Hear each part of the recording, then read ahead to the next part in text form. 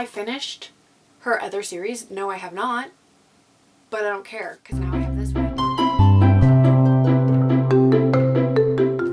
Hello my sweet angels, it's your girl Jay, and today I'm here with a little bit of a book haul. I went a little bit crazy on the book outlet sale and blacked out and bought 10 books. I also received 2 from publishers, and then I also purchased a few from like the thrift store or Facebook Marketplace, so I thought I would share them with you before I put them onto my shelves to get them off of my floor. So without further ado, let us get started. The first ones I'm going to talk about are the ones that I purchased from Book Outlet. I tried to only pick books that were either continuations of series or books that I've had on my wish list for like ever. So I picked 10. I could have definitely done a lot more damage, but I was trying to have some self-control. The first 2 books are part of the Fallen Gods trilogy. So it is God Killer and Sunbringer by Hannah Kaner. These have been on my radar since the first one was released, but I never bit the bullet and purchased them because I figured I would wait until the 3rd book was coming out. But they were both only $7.99, so I figured I would snatch them up. I've heard really great things about them, so I wanted to check them out for myself. The next book I have is Half a Soul by Olivia Atwater. This one is talked about a lot on Reagan's channel, and I trust Reagan's opinion, so ever since she started talking about it and then continuously talked about it,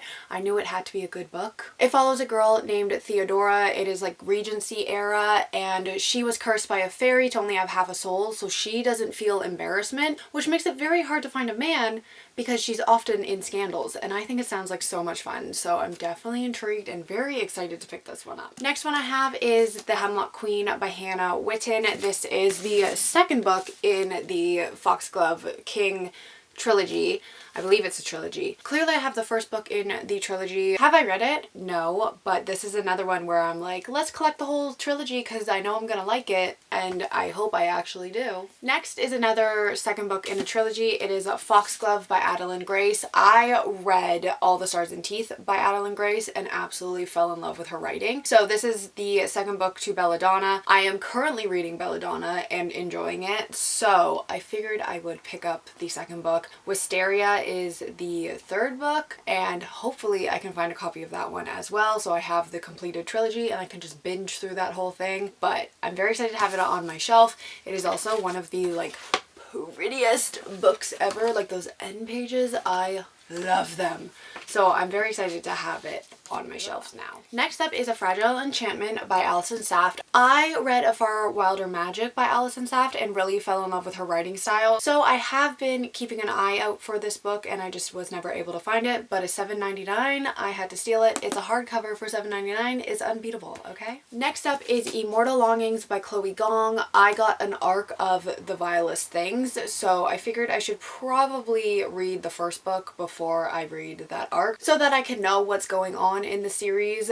But this one has been another one that I've had my eye on for a while, so I figured it's time to bite the bullet, and I did finally bite the bullet. The next book I have is Sinner's Isle. This is by Angela Montoya, and I actually have already read this book earlier this year and I gave it a 4.5 out of 5 stars, but I am convinced that it is actually a 5-star read for me because the last little portion of it, I was listening to it on audiobook while I was cleaning out a closet, so I wasn't entirely paying full attention. I think if I sat down and actually read the book, I would absolutely adore it. It very much reminds me of Serpent and Dove meets Pirates of the Caribbean, which are 2 of my favorite stories. So I am very excited to reread this and see if it is a 5-star read for me. Next up is another continuation of a series. I believe it is the last book, but you never know with this author. So it is Fatebreaker by Victoria Aveyard. I very recently picked up Realmbreaker. It was only $6 at Indigo, so I figured now is the time. And then I saw this one on Book Outlet for $7.99 and I was like, hello, it is a sign, we're gonna buy it. I do believe it's like an Arthurian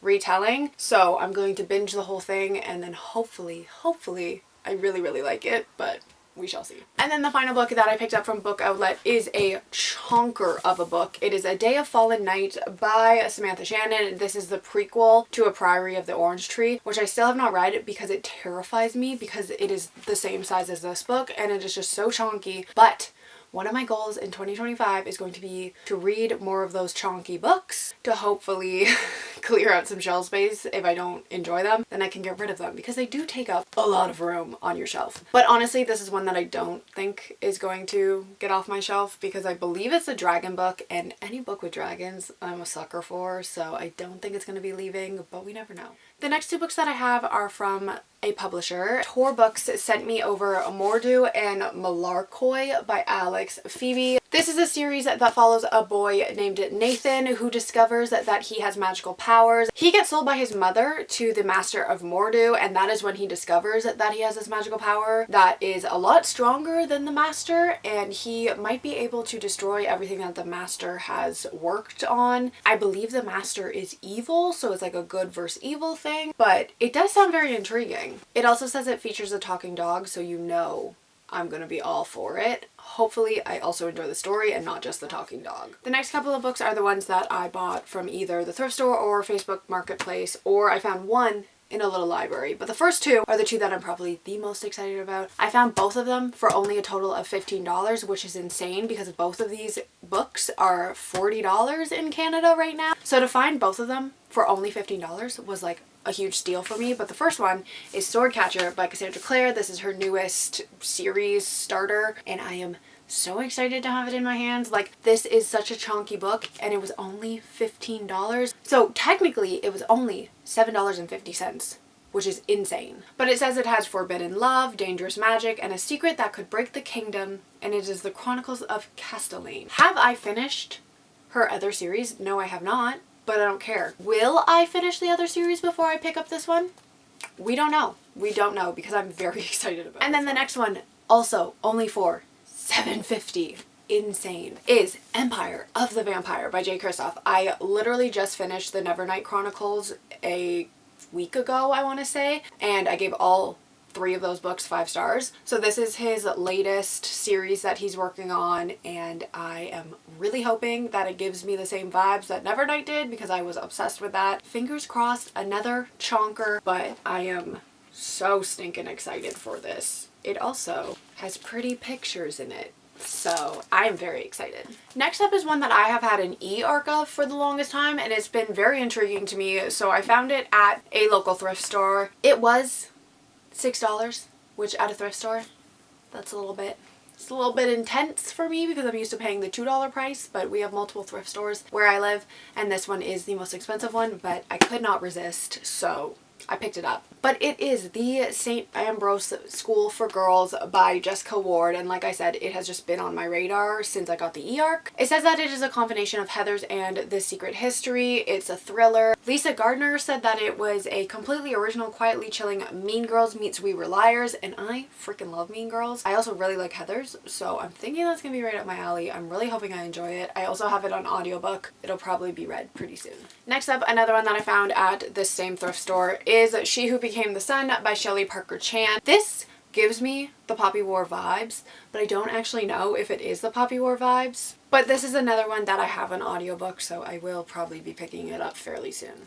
Next one I have is Boyfriend Material. This is by Alexis Hall. This gave me Red, White, and Royal Blue vibes, but I'm pretty sure it is nothing like that. It was just the vibe that I got when I was in the store, and it was also like a buy 4 get the 5th one free kind of situation, so this was my free book. Then the next book that I picked up is It Starts With Us by Colleen Hoover. I am rereading This Ends With Us, and then I want to pick up this one. I gave that book a 5 out of 5 stars when it first came out, and I want to see if I still have the same opinion, because when it first came out I was not like a critical reader. I was just reading for the vibes, which honestly I still just read for the vibes, but I want to see if the vibes are still the same vibes that I had before, if that makes sense. So I saw it and I decided I would pick it up because I want to see if I enjoy the duology, and if not, I can get it off my shelf. And then the last book that I got at that thrift store is You Are Not Alone. This is by Greer Hendricks and Sarah Pekkanen. I read Gone Tonight by Sarah Pekkanen, and I really liked that book. So when I saw that she had another book, yes, it is with a co-author, but I have heard pretty good things about this duo, so I snagged it.